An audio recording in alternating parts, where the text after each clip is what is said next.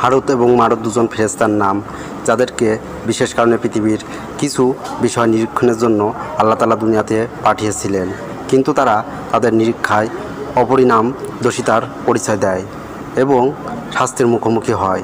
ঘটনাটি এরকম: হজরত আদম আলাইহিসসালাম এবং বেশ কিছু নবী রাসূলের পরলোক গমনের পর ধীরে ধীরে মানুষের মাঝে যখন পাপাচার এবং অবাধ্যতা ছড়িয়ে পড়ে, তখন ফেরেশতারা নিজেদের মধ্যে বলাবলি করতে লাগলো, দেখো মানুষগুলো কেমন অবাধ্য, তারা আল্লাহর অনুগত ছেড়ে পাপাচারে এবং বিশৃঙ্খলায় লিপ্ত হয়ে গেছে। আমরা যদি হতাম তবে কখনোই এমনটি করতাম না। আল্লাহ তাআলা তাদের কথা শুনে বললেন, ঠিক আছে, তবে তোমাদের মধ্য থেকে দুজনকে পৃথিবীতে পাঠাও পরীক্ষার জন্য, দেখা যাক তারা পৃথিবীতে কিভাবে নিজেদের পরিচালনা করে। এরপর আল্লাহ তাআলা হারুত মারুত নামের দুজন ফেরেশতাকে মানুষের আকৃতি ও মানুষের স্বাভাবিক চরিত্র দিয়ে পৃথিবীতে প্রেরণ করেন। পাঠানোর আগে আল্লাহ তাদের বলে দেন, আমি মানুষকে বিভিন্ন নবী রাসূল বা কিতাবের মাধ্যমে পাপ কাজ থেকে বিরত থাকার উপদেশ দিয়েছি, কিন্তু তোমাদেরকে সরাসরি উপদেশ দিচ্ছি, কখনো আল্লাহর সঙ্গে কাউকে শরীক করবে না, কখনো কোনো নারীর সঙ্গে অসৎ সঙ্গমে লিপ্ত হবে না, কখনো মদ্যপান করবে না।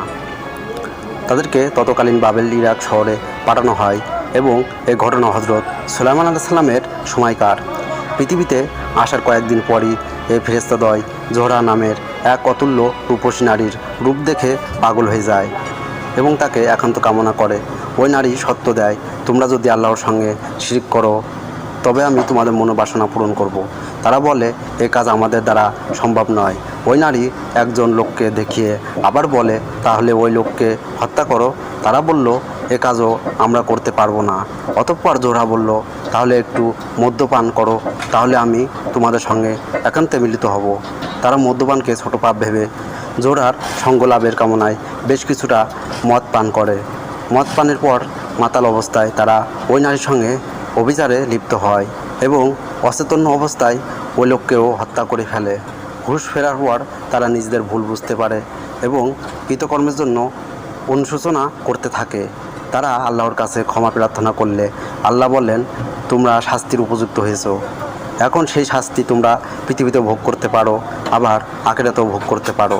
তারা বলল, আমরা দুনিয়াতে শাস্তি ভোগ করতে চাই। তাদের সেই সুযোগ দেওয়া হয়। বাবেল শহরে তখন জাদুবিদ্যার খুব প্রচল ছিল। দুষ্ট জাদুকররা নানাভাবে জাদুর মাধ্যমে মানুষকে হয়রানি করত।